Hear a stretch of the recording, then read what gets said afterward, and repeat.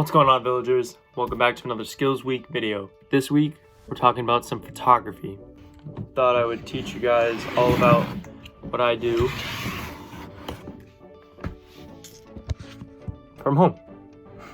So you have your camera. What do you do with it? We're going to be talking about 3 basic things on a camera that you can manipulate, which is the beauty of these cameras, the DSLRs and the mirrorless cameras and all these things.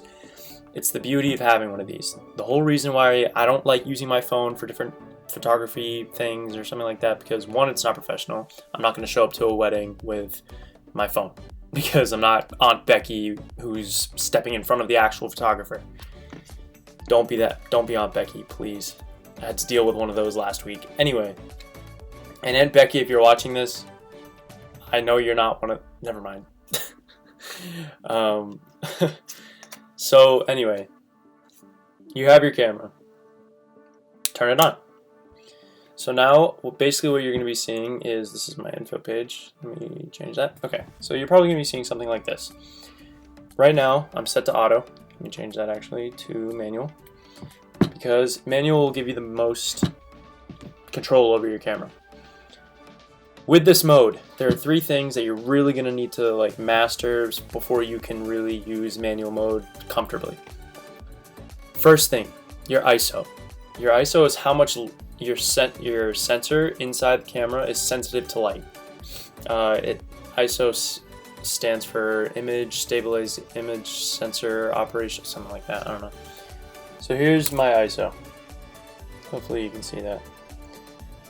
The higher the number, the more sensitive your camera is going to be to light. I just usually leave mine on auto, and I keep it so that the camera knows that I don't want to shoot over 1600 ISO. Because once you get more ISO, yes, you will have more light in, but it's going to be more grainy. And if you guys don't know what grain is, I'll show you a very grained image right here. So I personally don't like grain. People like it because it shows an old style kind of picture camera style, I guess. I'm not really into that, so I leave it between 100 and 1600 because that will get rid of the grain. The second thing I'm going to talk to you about is your shutter speed. Your shutter speed is basically how fast the camera is going to click. So once you press the button, it's going to half click to focus, and then full click, and then you'll hear the shutter catch or take the picture, I guess. When you hear that, it's for a specific amount of time. So that shutter speed, which you see, it'll be a fraction. I hate fractions, but it'll show as a fraction. Right now, mine's at 1/200 or over 1250. That's very fast, meaning that it's probably not going to catch the light that's in my room because since it's so fast, it's opening and it's not letting enough light in, and it's not going to show up in the picture. So with that, you can turn it down.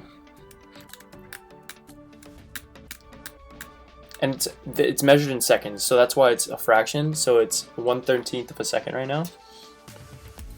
And once I get past it, see how it gets to 1.3 seconds, 1.6, 2 seconds.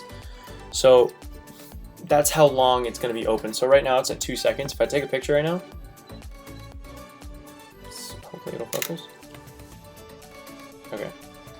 So if I take a picture right now, I clicked it, 2 seconds later it closes. So that lets in as much light as possible. And with that, I'll actually show you the picture that came out. It let in enough light, so that's good. But it was very shaky because 2 seconds it was open, and that's susceptible to me, being me and moving it around. The higher or the longer that your shutter is open, the more light that's going to come in and the more overexposed your image is going to be, depending on the situation. If it's nighttime, you're going to need it to be a little bit more open because you need more light to come in. Basic stuff like that. So that's your second thing. Your third and final thing that I'm going to talk about in this video is your f-stop. Your f-stop usually varies between lens to lens. So this lens in particular is an f1.8, or is it a 3.5? I think this is a 3.5. So this is an f3.5. So it's basically a little iris in the camera, or in the lens, that opens and closes. The more it's open, the more light's going to come in. The more it's closed, the less light's going to come in. All 3 of these things work in unison together. So my f-stop, I'll turn it up. My f-stop's right now at f22. If I take a picture right now, it's gonna be black. See that? And that was with a pretty slow shutter speed, and that's a 1/13, which is fairly slow. But with that f22, it's very closed, so there's not gonna be enough light that comes in. But if I jack it up a little bit, that's gonna be perfectly exposed, actually, probably. See?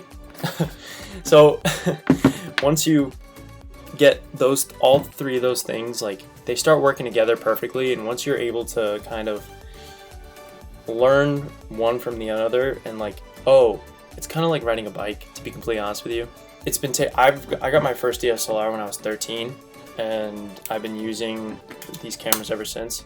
My first camera was a Pentax K3, which is a very good camera. It still is. I still have it. I don't use it too much just because I have this, but that camera really taught me a lot of things, and it also proves that you don't need a very expensive camera to take awesome images. Honestly, all you ever have to do to take these great images is just go out and practice. It's just like anything. You go out, you go and take your pictures, you go and do whatever you need to do, but you're learning as you're doing it, and from that you can maybe get paid for something, and you can take your friend, if you like start to get good and like you feel comfortable enough, you can start taking your friends' pictures. And then honestly, I took all my friends' senior portraits, and I charged for it because it's a lot of work, because you have to go out and shoot, and then also there's the post-processing, which I have Lightroom, and a lot of photographers use Lightroom, and it's a great software to just edit your images and stuff like that. But honestly, before I had Lightroom, I used to use Visco, actually, because it's a great image editing software, because there's a lot of awesome options and filters and stuff like that to just make your images look really good. You really don't need a crazy camera. So if you're using your parents' old like Nikon D3200 or something like that, like, it doesn't matter. I'll go out. You can. I actually did a challenge one time where I was sent out with me and my friends. We used our old iPhone 5s, and we would try and see what images we could pull out of that. And honestly, they came out really good. So it's all about your eye. Like, you need to be able. You kind of have like an eye for these things, and you can develop it. So it's all about you going out and shooting. It's not about you sitting in your bedroom and watching YouTube videos and watching like all these things. You learn by doing. And if you go out, honestly, this is a great thing to do, especially now, since we're not really supposed to be doing much. I just find myself out taking pictures of the grass outside, and like, you can see the waves in the grass and stuff like that. And like, there's a lot of cool things that you can do if you really get into it. And with that, I'm going to quickly get into the different types of cameras. So the cameras that I was talking about earlier, the Canon Rebel T6i and the T7i and T3i, there's a bunch, Rebel T5i, whatever. Those are the crop sensors, and basically what a crop sensor does is, here's your camera, you're looking at it from the side. Whatever your subject is, or whatever light source, whatever, comes in through the lens, comes in the lens, shoots up into this viewfinder. There's basically like a little, a diamond iris, or it's not diamond, it's like a crystal iris in here. And it shoots it up, over, under, through into your eye. So that's how it like flips the image so that you can see exactly what this sees. Because obviously, it's not like it's just a perfect channel where it goes straight through.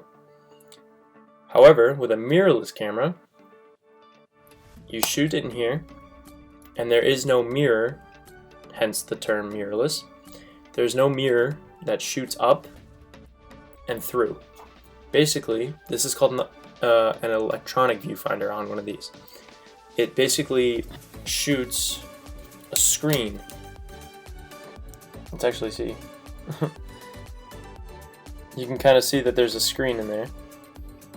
And if I take this off, you can see me. Where am I? Hello. So with that, that's an electronic viewfinder, which means that there's no mirror showing that it's going up through and all. It's not live, basically. There's no delay because the technology is like ridiculous now, but it's basically a tiny little screen that's in here, and it shows exactly what this is showing. And instead of lifting the mirror when you click the shutter, when it goes, that's basically the mirror going up and down. With this, there's no mirror, so it just takes the picture. And also what's great about mirrorless cameras is that you can turn off the shutter sound. So if you don't like that sound, you can turn it off. Because, like, for example, if I'm shooting a wedding, which is, I used it a couple weeks ago, you can turn off the sound. It's called silent shoot mode. I use silent shooting mode when I'm not supposed to be seen, basically, or I'm not supposed to be, like, kind of taking away from the event that's happening, because I don't want people focusing on me, I want them to focus on them. That's basically the difference between crop sensor and mirrorless. If you want specs on this, I'll just quickly go through. This is a 30.3 megapixel mirrorless camera. Megapixel counts basically like how much you can blow the image up. So if you want to like shoot posters or something like that, like, and turn it into a poster, or I could take a picture on this and it can be turned into like a billboard or something like that. It's just the megapixel count is how much gets condensed into that one image. And that's really it. If you remember your f-stop, just to recap, sorry, I kind of just talked in this video. Sorry if this was boring, but I could talk about this all day. 3 things to remember: your f-stop, your ISO, your shutter speed. Your f-stop, your ISO, and your shutter speed. Those 3 things work in unison together so that you can create an awesome image. Because if you just leave you may be asking, why don't you just leave it on auto? Auto does one rendition of those 3 things. So you know how there's like a bunch of different combinations for a lot of different things. There's a lot of combinations that you could do for the lighting effects in a camera. Honestly, it could determine a good image from a bad image. When you do that sort of thing, it kind of just, you can play with different things. And when you play with the different things, it really just makes your shooting experience more fun, because you're doing it. Every photographer has their own style, basically. And when you use those 3 things in unison to your own personal liking, it really just makes your images a lot more beautiful to you and to other people. With that, sorry I did a lot of talking, but I do love this craft, and I hope that somebody watched till the end. But I appreciate you guys. We miss you. I miss you like crazy. I don't like sitting here, but we're making the most of it. Okay, so we're almost there, and we're gonna go back to school soon. So I appreciate you guys. If you watch till the end and you have my number, text me. Text me the word pineapple, just so I know if you're a real one. All right, that's enough. Love you guys. See ya.